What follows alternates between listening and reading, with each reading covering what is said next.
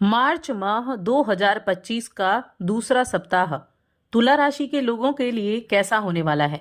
जय माता दी दोस्तों, आप सभी का स्वागत है हमारे YouTube चैनल अमृता एस्ट्रो में। और इस वीडियो में मैं बात कर रही हूँ 8 मार्च से 14 मार्च तक के तुला राशि के साप्ताहिक राशि फल के बारे में। इस सप्ताह में क्या तो योग बनेंगे, क्या ग्रहों की स्थिति रहेगी, क्या विशेष तिथियां इस सप्ताह में रहेंगी और उनका प्रभाव कैसा होगा। तो चलिए वीडियो को शुरू करते हैं। और सबसे पहले ये जो सप्ताह है, इस सप्ताह में बहुत बड़ी बड़ी तिथियां भी आने वाली हैं, जैसे पूर्णिमा तिथि जिसको होली का पर्व मनाया जाता है। इसके अलावा चंद्र ग्रहण भी होगा, इसके अलावा एकादशी तिथि भी होगी, कई तरह के योगों का निर्माण भी होगा। तो देखिए, जब सप्ताह की शुरुआत होगी तो सप्ताह की शुरुआत के दिन चंद्रमा मिथुन राशि में होंगे और अगले ही दिन 9 मार्च को एकादशी तिथि रहेगी, क्योंकि 10वीं तिथि से शुरुआत हो रही है सप्ताह की। और इस एकादशी तिथि के दिन पुनर्वसु नक्षत्र और रात्रि में पुष्य नक्षत्र रहेगा। तो 10, 9 और 10 इन 2 दिनों में पुष्य नक्षत्र रहेगा, जो बहुत ही विशेष नक्षत्र कहा जाता है। वैसे अभी होलाष्टक चल रहे हैं, 7 मार्च से होलाष्टक शुरू हुए और 13 मार्च तक रहेंगे। और जब होलाष्टक होते हैं तो कोई भी शुभ कार्य करना वर्जित होता है। इसके बाद 14 मार्च का जो दिन है, इस दिन सूर्य का राशि परिवर्तन है। सूर्य इस दिन कुंभ राशि से मीन राशि में जाएंगे और इसी दिन इस वर्ष का पहला ग्रहण भी है, जो कि चंद्र ग्रहण है। चंद्र ग्रहण भी इसी दिन होगा, जो कि सिंह राशि में होगा। अब ये जो ग्रहण होगा, इस ग्रहण का प्रभाव क्या होगा, इस दौरान क्या उपाय आप कर सकते हैं। और देखिए, योग बहुत अच्छे बनने वाले हैं इस सप्ताह में, योगों की भरमार रहेगी। और ये जो अभी जो दिन चल रहे हैं, होली के पास के जो दिन होते हैं, इन दिनों में बहुत ज्यादा उपाय किए जाते हैं। होली वाले दिन बहुत उपाय किए जाते हैं। तो उन उपायों को आप कैसे कर सकते हैं, उनसे कैसे रिजल्ट आप प्राप्त कर सकते हैं, इसके बारे में भी हम जानेंगे।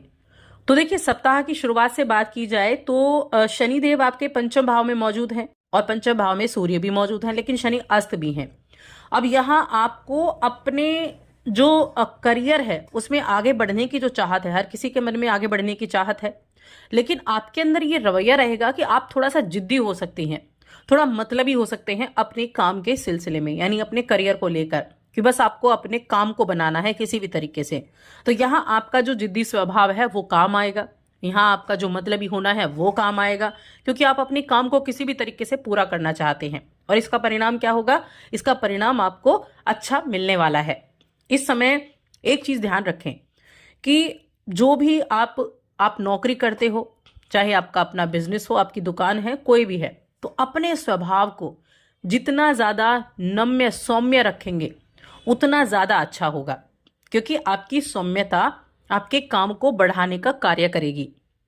इसीलिए आपको सौम्य रहते हुए ही काम को करना होगा। अब ये जो 9 मार्च का दिन है, ये एकादशी तिथि है और इस एकादशी तिथि के दिन बहुत अच्छे योग भी बन रहे हैं, संयोग भी बन रहे हैं। अब इस एकादशी के दिन आप कुछ उपाय कर सकते हैं, क्योंकि होली का पर्व भी आने वाला है, होलाष्टक भी चल रहा है। तो देखिए, भगवान विष्णु की आराधना इस दिन जरूर करें। और भगवान विष्णु का जो मंत्र है, ओम नमो भगवते वासुदेवाय नमः, इस मंत्र का 1 माला जाप आप जरूर करें। 1 माला जाप तो इस मंत्र का कर लिया आपने, साथ में शाम को तुलसी के पास एक घी का दीपक जलाएं और अपने मन में मनोकामना बोलकर तुलसी की 7 परिक्रमा लें। मनोकामना आपकी जरूर पूर्ण होगी। इस समय किए गए उपाय बहुत हितकर साबित होते हैं, बहुत अच्छे होते हैं। आपको अपने किसी परिवार के किसी सदस्य से कोई अच्छी खबर सुनने को मिल सकती है, जो आपके परिवार में खुशी का माहौल बना देगी, एक उत्सव का माहौल बना देगी। तो कोई ना कोई शुभ समाचार भी आपको सुनने को मिलेगा, तो ये बड़ी खुशी की बात होगी। आपके जो पारिवारिक स्थिति है वो बहुत अच्छी रहेगी, परिवार के लोगों के बीच में अच्छा एक बॉन्डिंग रहेगी, एक दूसरे के साथ हंसी मजाक वाला आपका व्यवहार रहेगा। तो ये चीजें भी आपके यहाँ काफी अच्छी होने वाली हैं। अब यहाँ देखिए, बृहस्पति क्या है, आपके अष्टम भाव में बैठे हुए हैं। तो आपके सामने इस होली के आसपास ऐसी चीजें भी आ सकती हैं कि कुछ ऐसी योजनाओं को, कोई ऐसे आइडियाज आपको देना शुरू कर दे जो काफी ज्यादा एक जोखिम भरी हो। तो ऐसी चीजों से दूरी बनाकर रखें।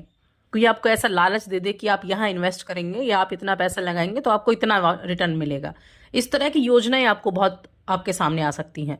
तो ऐसी योजनाओं पर आपको विश्वास नहीं करना है, क्योंकि वो आपके पैसे को डुबा सकती हैं, आपके पैसे को कम कर सकती हैं। इसलिए ऐसा कुछ भी करने से आपको बचना है।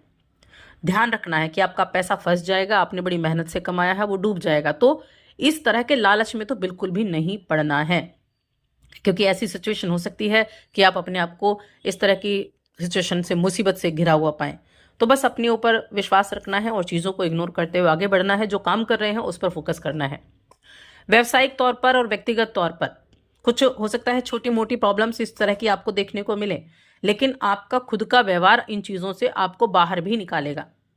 आपका व्यवहार आपको बाहर निकालेगा। अब अगर मैं बात करूं शिक्षा की, स्टूडेंट्स के लिए अगर मैं बात करूं, तो इस राशि के जो जातक इंजीनियरिंग के फील्ड से हैं, आईटी के फील्ड से हैं, फैशन डिज़ाइनिंग के फील्ड से हैं, इस तरह के काम से जुड़े हुए हैं, तो वो कम मेहनत में अच्छे रिजल्ट प्राप्त कर सकते हैं। तो हायर एजुकेशन के लिए ये सप्ताह बहुत अच्छा रहेगा, उनके लिए काफ़ी उत्तम है। आप जिस परीक्षा को दे रहे हैं, आपका कोई परीक्षा है, आपका कोई एग्ज़ाम है, तो उसमें आपको अच्छा रिजल्ट भी प्राप्त होगा। आपके अंदर कोई हुनर है, आपके अंदर कोई प्रतिभा है, तो उसको प्रदर्शन करने का अवसर मिलेगा। अपने टैलेंट को आपको दिखाने का मौका मिलेगा। और अगर मौका मिला है तो उस मौके का लाभ उठाएं, क्योंकि मौका हाथ से निकल गया तो दोबारा नहीं मिलेगा। तो इन चीज़ों का, छोटी छोटी चीज़ें हैं, लेकिन इनका आपको ध्यान जरूर रखना है। अब देखिए, चंद्रमा की जो स्थिति रहेगी इस सप्ताह में, वो आपके 11वें भाव तक चंद्रमा गोचर करेंगे, यानी कि 9वां, 10वां और 11वां भाव, ये 3 भाव आपके लिए रहेंगे। और इन 3 भावों के हिसाब से अगर देखा जाए तो चंद्रमा की ये जो पोजीशन है भाग्य का साथ भी दिलाएगी, कर्म से भी आपको जोड़ेगी, आपके कार्यक्षेत्र में भी आपको अच्छे रिजल्ट देने का प्रयास करेगी और लाभ भी आपको देकर जाएगी। लाभ भी आपको मिलेगा। और पुष्य नक्षत्र जो रहेगा उसमें आपके लिए कुछ चीज़ें ऐसी होंगी कि आप कुछ किसी तरह की खरीदारी कर सकते हैं 10 मार्च के दिन। किसी तरह की खरीदारी, कुछ आपको किसी तरह का कोई नया कुछ शुरू करना था, तो वो आप कर सकते हैं। तो वहाँ ये चीज़ें आपके लिए अच्छी रहेंगी। अब हम बात करते हैं चंद्र ग्रहण के बारे में। चंद्र ग्रहण देखिए 14 मार्च को लग रहा है, जो इस वर्ष का पहला ग्रहण भी है। सुबह 10:40 से लगेगा, दोपहर तक रहेगा। अब ये जो ग्रहण है ना, ये भारत में दिखाई नहीं देगा, तो यहाँ का सूतक भी नहीं लगेगा। लेकिन देखिए, जब ग्रह एक साथ इकट्ठे हुए हैं और ग्रहण लगा है, तो उसका प्रभाव जरूर होगा। बेशक वो आपको दिखाई नहीं दे रहा है, लेकिन उसका प्रभाव आपको जरूर देखने को मिलेगा।